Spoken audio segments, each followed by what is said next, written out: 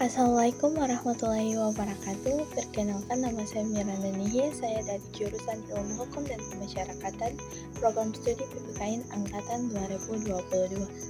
Pada video kali ini, saya selaku kelompok 2 dari mata kuliah Hubungan Internasional untuk mempresentasikan judul materi kami, yaitu neoliberalisme dalam kami mengambil isu kerjasama bilateral antara Indonesia Ceko dalam perlindungan lingkungan hidup oleh kelompok 2 yang beranggotakan 4 orang. Yang pertama ada saya sendiri, yang kedua ada Andi Aimil Nur Hidayah, yang ketiga ada Eko Hardianto, dan yang terakhir ada Gustrianto Talib. Nah, yang akan diawali latar belakang oleh saya sendiri. Langsung saja saya akan mengkaji latar belakang tentang neoliberalisme mengenai kerjasama bilateral antara Indonesia Ceko dalam perlindungan lingkungan hidup. Nah, pada awalnya ketika Republik Ceko dan Slovakia masih bersatu, Indonesia dan Republik Ceko menjalin hubungan diplomatik pada tahun 1963.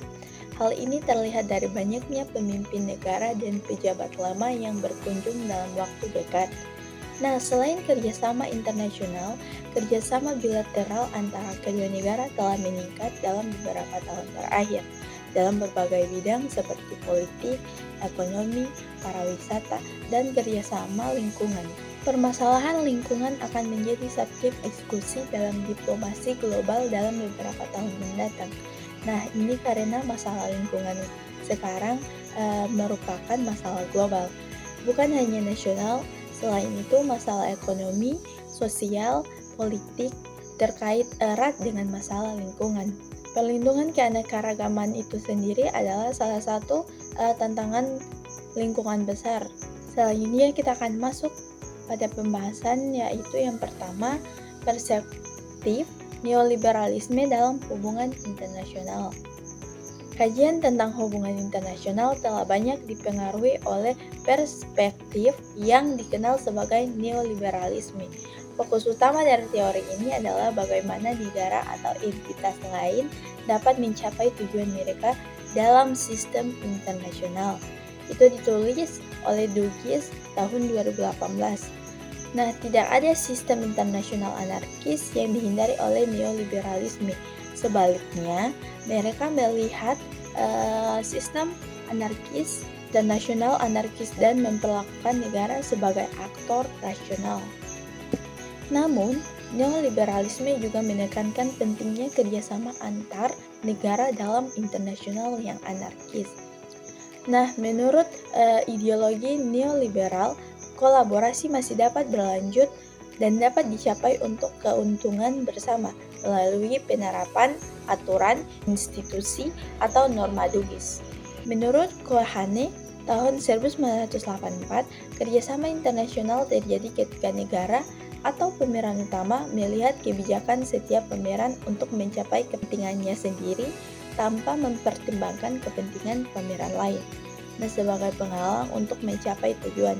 Oleh karena itu, ketika negara-negara mulai menyesuaikan tindakan-tindakan mereka dengan preferensi terbaru mereka karena antisipasi negara lain dan pengondisian kebijakan.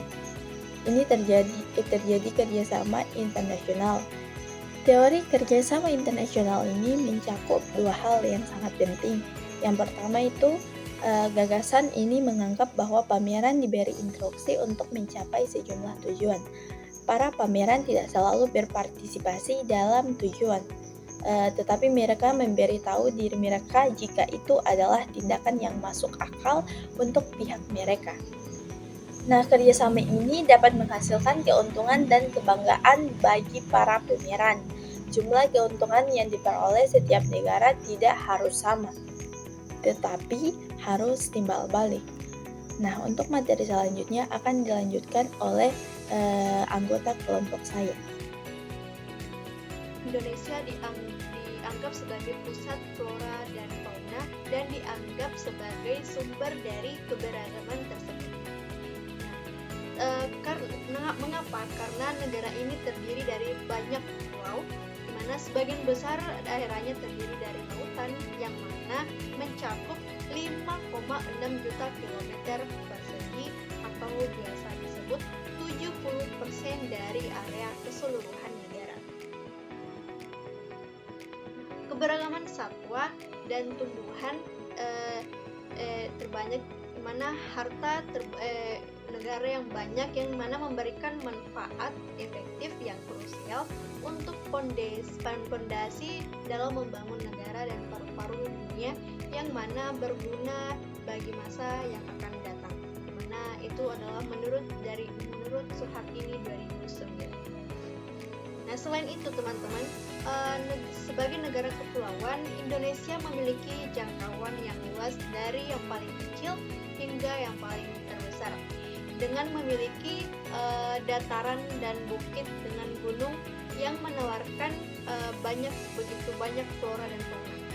Nah, Indonesia itu memiliki posisi strategis yang sangat penting dalam hal kekayaan dan keberagaman ekosistem dan isinya, termasuk tumbuhan berdasarkan gambaran dari wilayah bioreografis.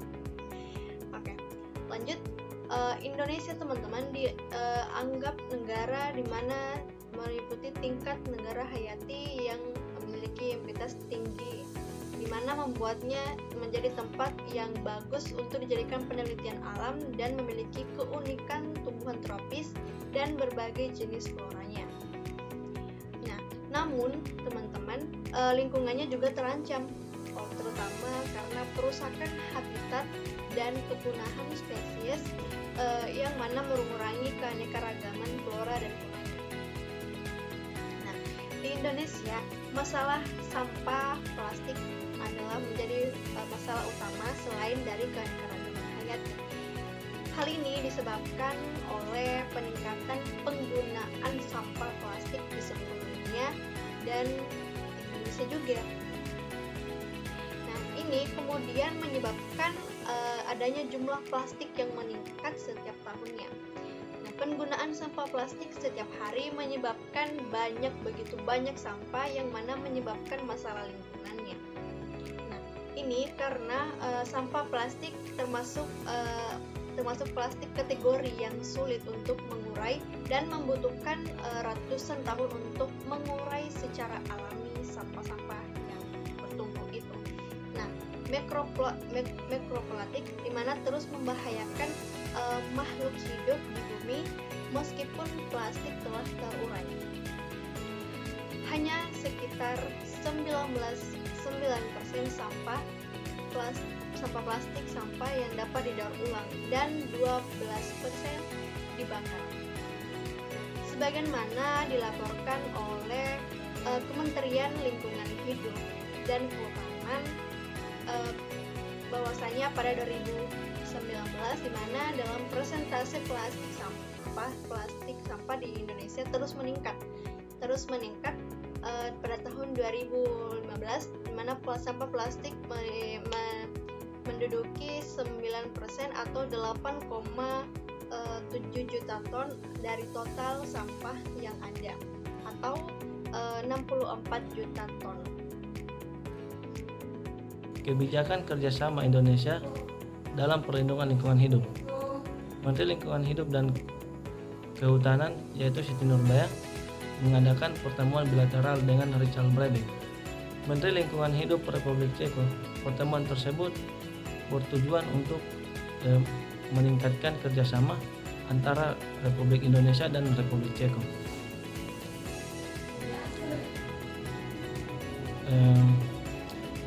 Dan penandatanganan mengenai perlindungan lingkungan hidup dan kerjasama.